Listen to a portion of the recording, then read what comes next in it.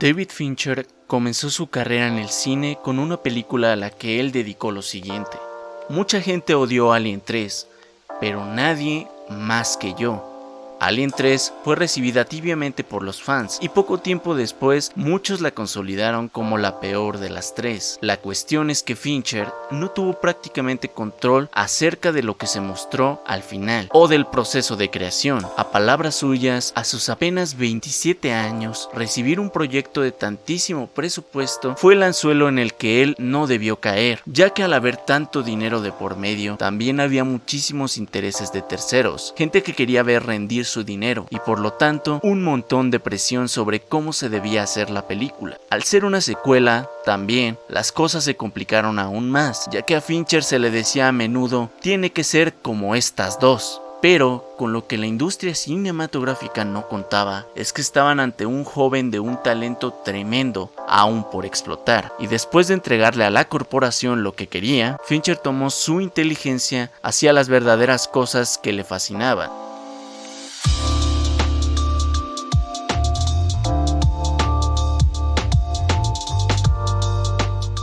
Lo que diferencia a Fincher del cine convencional de Hollywood y de la industria en general es que en cuestión de nada notó que la escuela de cine no era lo suyo. Se inscribió un verano a un curso para ser director de cine, pero él no quería ser entrenado para ser uno de ellos. No quería aprender conceptualmente o teóricamente acerca del cine, quería tenerlo frente a su rostro, sentirlo en sus manos. ¿Y qué es lo que hizo? Como no podía filmar una película aún, se fue de ayudante, de staff prácticamente. Él quería involucrarse en la práctica de la creación, así que lo que hizo fue involucrarse lo más pronto que pudo en el manejo de cables, en el manejo de luces, en ser el ayudante del set de televisión o de la compañía de animación. Ese sujeto al que le gritas si una luz no está funcionando para que literalmente vaya a la tienda a comprar otro cable. Luego de eso pasó a ser el ayudante del que maneja la cámara. Luego a ser uno de los ayudantes de los directores y luego a dirigir comerciales de televisión. Fincher no se apresuró en aprender la teoría conceptual o la historia del cine. Vivió en carne propia las dificultades de un asistente de cámara para lograr cierta luz o composición,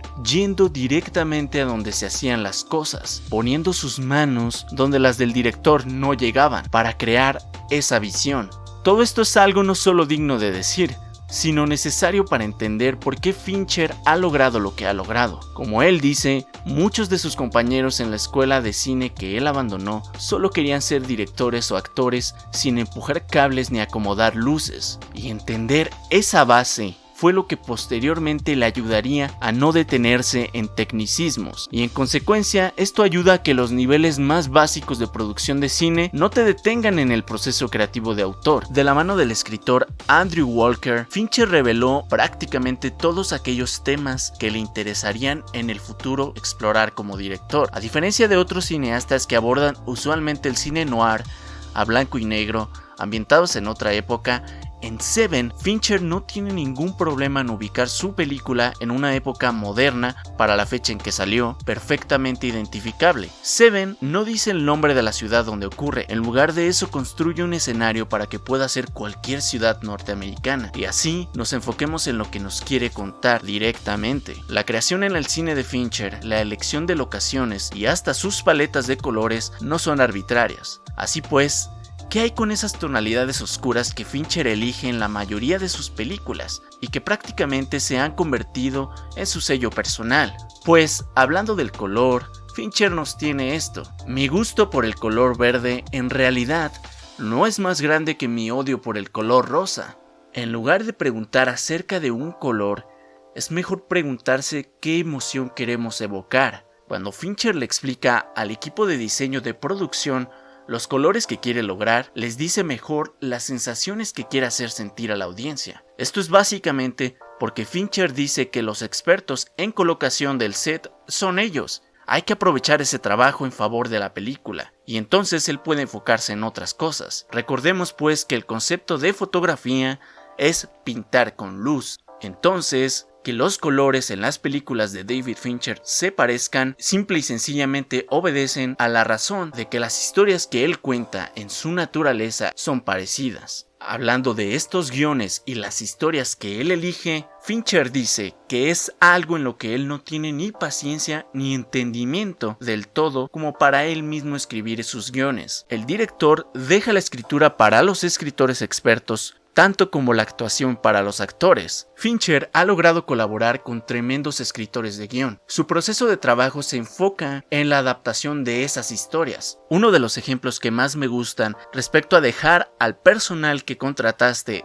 hacer su trabajo ocurrió en la cinta Red Social. Fincher explicó a los músicos Trent Reznor y Atticus Ross que quería la versión que ellos harían de una música parecida a una notificación de celular o ese tipo de música tranquila cuando estás esperando pasar a que te den un masaje o en una oficina. Como resultado de la visión, la música acabó siendo moderna, de fondo, sí, pero nada que ver con la tranquilidad absoluta que te indica que todo estará bien. De hecho, Fincher se dijo sorprendido por el resultado, pero eso fue lo que pidió la visión de ellos como músicos sobre lo que él tenía como idea. Así pues, la música acabó sintiéndose como la orquesta de notificaciones, avisos de mails, de un thriller de época moderna. O sea, la reinterpretación de lo que Fincher quería acabó por darle mucho más estilo y originalidad a la película. ¿Quién pues tiene la capacidad de hacer un thriller de suspense con un ritmo tan vertiginoso, satírico y con espacio para grandes actuaciones acerca de cómo se creó una página web? La historia, en manos de cualquier otro inútil director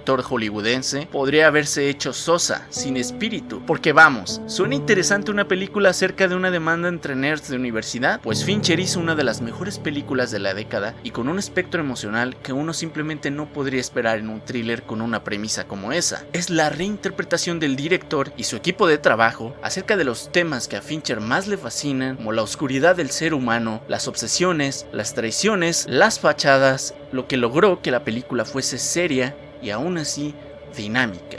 Todo en una película que es absolutamente reciente, acerca de un tiempo actual. No es poco decir, la valentía de abstraer la realidad tal cual la estás viviendo es una tarea que de no hacerla bien, al final terminas haciendo una película que no encaja ni en el pasado ni en el futuro. Aaron Sorkin en Red Social hizo de los diálogos una increíble sinfonía de intelectualidad, mentiras y sátira, como ninguna otra. Y no hay que ser genio para ver los pedazos de historias que Fincher ha realizado, todas basadas en cosas fascinantes. Jamás una película que te deja así de insatisfecho te puede también dejar con ganas de más, de esa elegancia en la representación de los hechos, de ese estilo, como Zodiac lo hizo. ¿O qué tal la historia de un periodista que intenta reivindicar su nombre y cómo termina metiéndose en algo oscurísimo? Y cómo a su vez esa historia termina convirtiéndose en realidad en la historia de una chica con capacidades intelectuales que van más allá del sistema social en el que vivimos. Y cómo a su vez ese don que posee la chica la aísla en su propia prisión psicológica. Rooney Mara es la chica del dragón tatuado, en una película que presenta a un villano tan metódico, poderoso como víctima de su pasado. Cómo hacer que una película de un caso sin cerrar se convierta en un ejercicio acerca de cómo los fantasmas del pasado pueden carcomer para siempre una vida, y cómo a estos seres muchas veces la estructura socioeconómica los protege. Esa historia es tremenda de por sí, y viene de una saga de libros titulada Millennium. A lo largo de su carrera, Fincher se ha rodeado de gente que sabe escribir tremendas historias, y las ha adaptado para hablar de los aspectos que él considera más valiosos. Me rodeo de personas que hacen cosas que yo jamás podría hacer.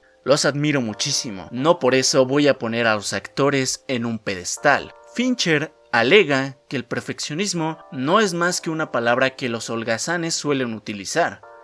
Cuando habla con un actor, Fincher le dice desde el principio que tiene 15 ideas diferentes para la escena, es decir, va a colocar la cámara en distintos lugares para tener las mejores posibilidades de obtener el mejor resultado. Fincher no le pide a su actor que dé la mejor versión de sí mismo en una toma, ya que su mejor versión tendrá que empatar con la mejor versión de los demás actores en la misma escena. Si David Fincher tiene 15 ideas diferentes de dónde poner la cámara, el actor tendrá que ser excelente 15 veces veces, o de lo contrario se convertirán en 30 intentos. En Gone Girl, Rosamund Pike dijo después de 18 repeticiones que no podía más y que su cerebro no entendía qué sucedía. Por su parte, en Zodiac, Mark Ruffalo dice que iban por la repetición número 17 de una escena y que él estaba haciéndolo genial cuando Fincher de pronto se acerca hacia él, lo pasa de largo y se dirige a una persona que estaba bastante detrás de él y le dice que por favor se mueva 1 metro a su izquierda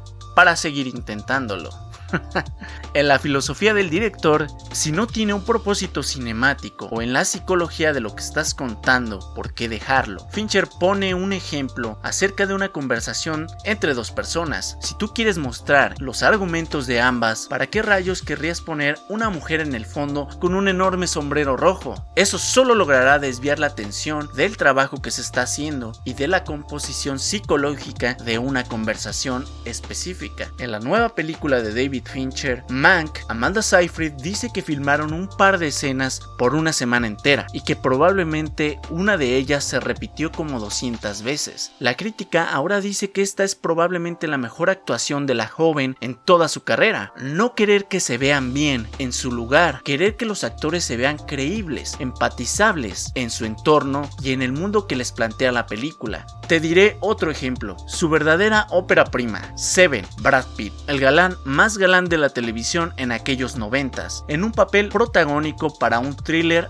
neo-noir oscurísimo, donde sin su interpretación jamás nos habríamos creído las totalmente naturales ganas de crecer y de consolidar su carrera de un policía novato o detective. El papel que Brad Pitt hace en esta película no es una desbordante catarsis emocional al nivel de un Daniel Day-Lewis como en Petróleo Sangriento, pero es suficiente. Esa palabra en el cine es a veces lo único que se necesita para que sea perfecto en su intención y ejecución. Por otro lado, en esa misma película, con apenas unos minutos de aparición total en pantalla, otro actor de increíble categoría nos regala uno de los mejores y más memorables villanos y psicópatas. Hablo por supuesto de Kevin Spacey, quien al contrario de Brad Pitt tiene que entregar mucho más de sí en su interpretación en los pocos minutos en los que aparece. Así pues, Brad Pitt aparece mucho más, pero no se requiere un nivel de actuación desbordante ni pasional, y Kevin Spacey con solo unos minutos logra transmitir a uno de los mejores personajes y más malignos del cine de Fincher. Fincher con Seven nos regala una idea de a lo que se refiere cuando dice que los actores tienen que servir a la película y no a su vanidad propia, y también nos regala una idea de lo que las palabras suficiente y mesurado pueden hacer por el bien de una película. La obsesión se siente como una bendición cuando vemos secuencias tremendas. Cuando ves estas escenas lo vale muchísimo, porque es cine de alta calidad, algo que disfrutas ver, se siente pensado en la audiencia y esto es algo que buscas cuando has estado del lado del espectador. Y hablando de eso, la cinefilia. Solo un cinéfilo repetiría tanto una escena hasta que quede perfecta porque es algo que él disfrutaría en el cine. Las películas son un artificio entre la realidad y el espectador. Es un montaje, pero es tu responsabilidad como creador establecer a qué quieres llegar con tu película y respetarlo en cada toma, cada diálogo, cada puesta en escena. Fincher dice, muchísima gente desconocida está sentándose y dándote acceso a sus cerebros a través de sus ojos y oídos durante 2 horas. Es una gran responsabilidad y ser conciso es un sello de calidad. Dentro de la cinefilia, de todo el cine que tú has visto y que te ha marcado, hay temas que te fascinan más que otros. Gone Girl ocurre en una casa de una pareja americana exitosa, donde no les falta el dinero y viven en un buen vecindario. Los grandes espacios de la casa se nos muestran todo el tiempo. Las paredes se ocupan con nulos objetos y pocos verdaderamente personales. No tenemos pues grandes fotos familiares ni cosas heredadas. Y los muebles fueron elegidos genéricamente de un catálogo. La película nos cuenta muchas más cosas a través de lo que no hay. En la casa no hay juguetes.